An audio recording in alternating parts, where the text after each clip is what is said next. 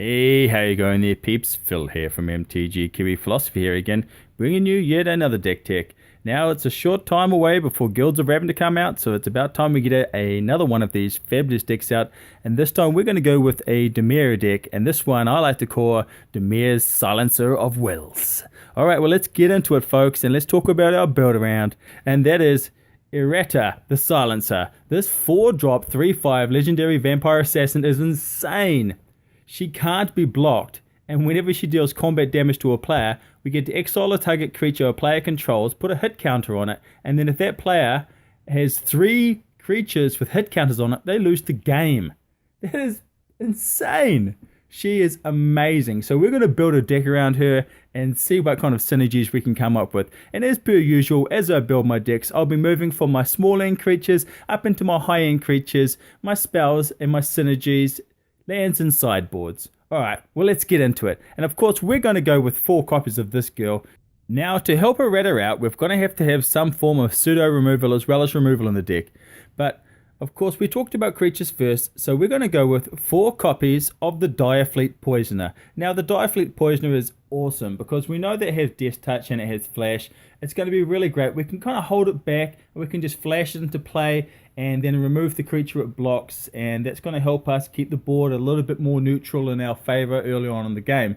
Alright, and we're going to move into our next creature, and our next creature is a 3-drop, and that card is 4 copies of Thief of Sanity. Now Thief of Sanity is a 3-drop 2/2 flyer, and whenever the Thief of Sanity deals combat damage to a player, we look at the top 3 cards of that player's library, exile one of them face down, and then put the rest in their graveyard. So it's milling our opponent, and on top of that, we're actually going to be able to cast that card, and even if they kill the Thief of Sanity, that card is always going to be available for us to cast, which is amazing.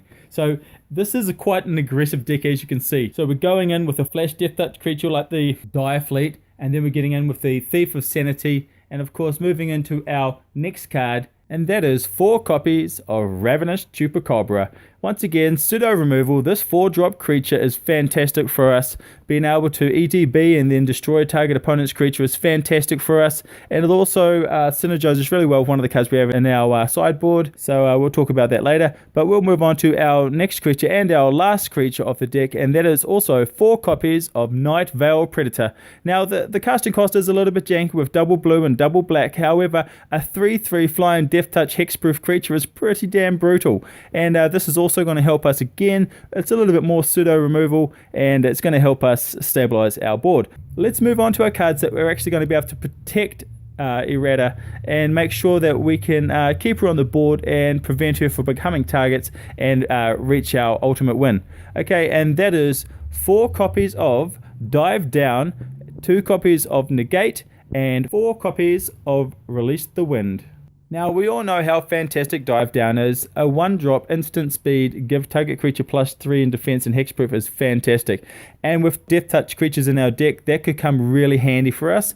It's also really good. I mean, being able to protect any of our creatures is really critical with our deck because they're all so powerful once they're on the board. And Etrata is fantastic, and also even just the Thief of Sanity is also brutal too. Now, Negate's in there for the same reason, so it gives us basically 6 counter spells, which is going to be helpful for us. Now, the reason we have 4 copies of Release the Wind is because once we have Etrata deal combat damage to a player and he's put that counter on it and the creature's exiled, we want to be able to blink it essentially so that it doesn't get cycled back into our deck, that we can keep it in play.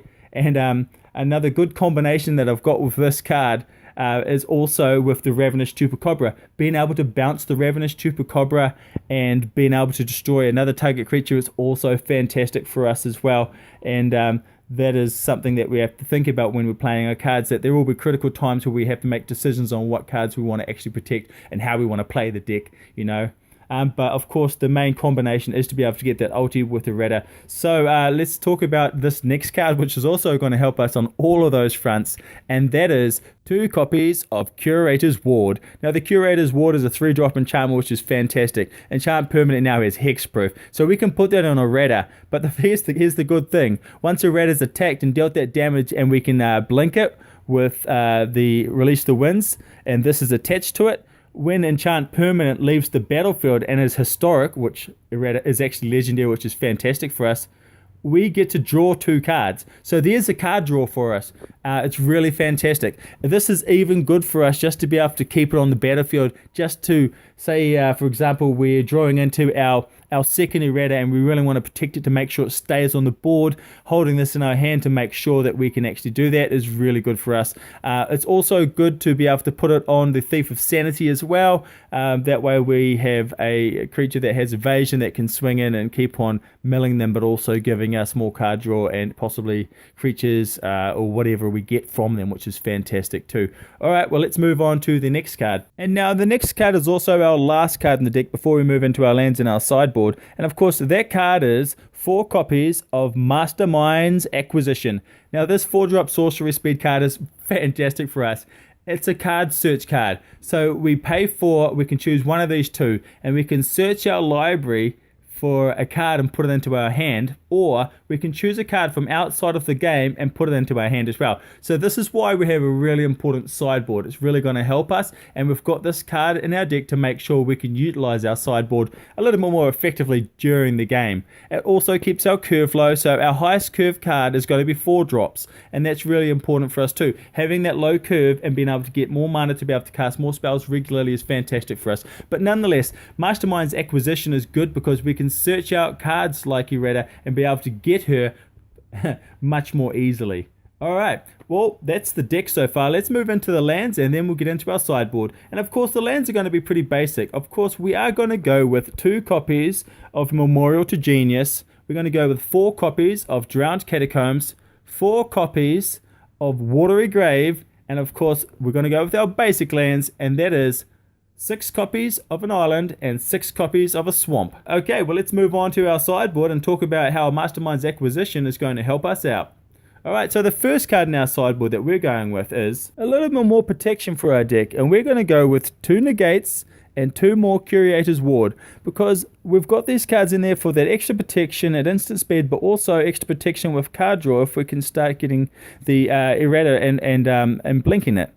Even if we can't blink it, being able to draw cards is going to help us get to the next one, because she is going to get shuffled into there as well. Alright, but I think we also need a little bit more removal, so we're going to go with 4 copies of Murder. Now, Murder is a fantastic card. It's a 3-drop instant speed, destroy target creature. Nothing more special than that. It's great. It's straight to the point, and it's what we need. Now, let's move on to the next 2 cards, and of course, the first of those 2 cards is 4 copies of Ritual of Soot. Now, Ritual of Soot is fantastic. It is a 4-drop sorcery speed card, but destroy all creature cards with the converted mana cost of 3 or less. So this is why we've got quite a few 4-drop creatures, and this is why I was talking about having the likes of the Ravenous Chupacabra and being able to have Nightveil Predator and also Etrata. Now that gives us 12 creatures that are a 4-drop out of our 20 that we have in our deck. So it's giving us a really good average, but being able to pull this from out of our sideboard and play it, it's really good. Alright, well, let's move on to our last card in our sideboard, and of course, that is 3 copies of Chemister's Insight. Now, it's a 4-drop instant speed, draw 2 cards, jumpstart. So the reason it's there in the sideboard is because it's a little bit more extra card draw, because I think the deck may want card draw, so that we can start digging. And being able to jumpstart is going to help with that. Being able to cast at instant speed is fantastic too, so we can kind of sit back and then cast at the end of our opponent's turn and then draw our cards, and then if we want to use it again, it's really good we can. Alright, well, that's basically it, guys. That's the deck. I hope you've enjoyed it. I'm Phil from MTG Kiwi Philosophy.